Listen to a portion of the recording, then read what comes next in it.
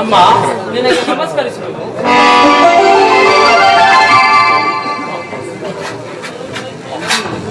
ಅಮ್ಮ ಇದೇನಿದು ಸದಾ ಹುಣ್ಣಿಮೆ ಚಂದ್ರನಂತೆ ನಗು ನಗುತ್ತಾ ಇದ್ದ ನಿನ್ನ ಮುಖದ ಕಾಂತಿ ಕಾಂತಿಹೀನವಾಗಿರಲು ಕಾರಣವೇನು? ಏನೆಂತ ಹೇಳಿ ಇದೆಲ್ಲವೂ ಸುಖವನ್ನು ಇದೆಲ್ಲ ನಿನ್ನ ಸುಖವನ್ನು ಬಯಸಿದ ಕಾರಣ ಈ ರೀತಿ ಅಮ್ಮ ನನ್ನ ಸುಖವನ್ನು ಬಯಸುವರು ಅನೇಕರು ಇರುವರು, ಪ್ರತ್ಯೇಕವಾಗಿ ನೀನೇಕೆ ಬಯಸಬೇಕು? ಬಯಸಬೇಕಾಗಿದ್ದರಿಂದಲೇ ಬಯಸಿದನು.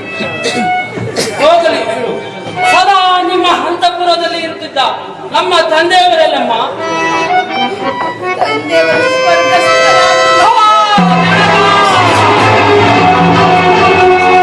ನಮ್ಮನ್ನು ಹಗಲಿ ಪರಲೋಕವು ಸೇರಿದೆಯಾ?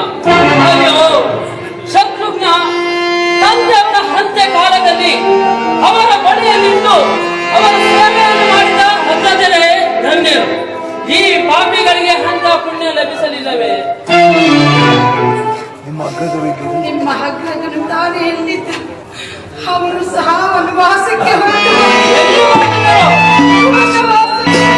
ನಿನ್ನನ್ನು ಈಗಲೇ ಕತ್ತರಿಸಿ ದಿಕ್ಕು ದಿಕ್ಕುಗಳಿಗೆ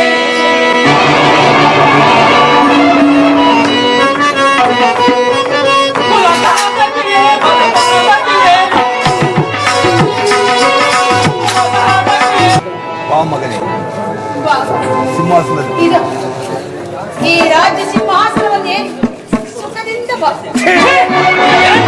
ಸಿಂಹಾಸನ ತಾಯಿ ಅಘೋರವಾದ ದುರಾಸೆ ಎಂಬ ಖಾದ್ಯ ಮೇಲೆ ಅಸ್ಸೆ ಮೇಲೆ ಅನಂತಗಳೆಂಬ ಚತುರ ಗೋಡೆಗಳನ್ನು ಕಟ್ಟಿ ಅದರ ಮೇಲೆ ಪತಿದ್ರೋಹ ಸ್ವತಿದ್ರೋಹ ಸ್ವಪತ್ನಿ ದ್ರೋಹ ಎಂಬ ತಲೆಗಳನ್ನು ಏರಿಸಿ ಅಮಂಗಳ ಕಾರ್ಯವೆಂಬ ಸಿಂಹಾಸನವನ್ನು ರಚಿಸಿ ಅದರ ಮೇಲೆ ನನ್ನನ್ನು ಕೂರಿಸಬೇಕೆಂದಿದೆ.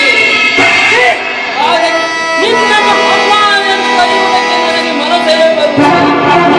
ಪತಿಯನ್ನೇ ಪರಲೋಕಕ್ಕೆ ಕಳಿಸಿದ ದುರ್ಮಾರ್ಗಿ ಆದಿ ನಾರಾಯಣನಾದ ಹಣ್ಣನನ್ನು ಕಾಡಿಗೆ ಕಳಿಸಿದೆಯಾ? ನಿನ್ನ ಉದರದಲ್ಲಿ ನಾನು ಏತಕ್ಕಾಗಿದ್ದೆ?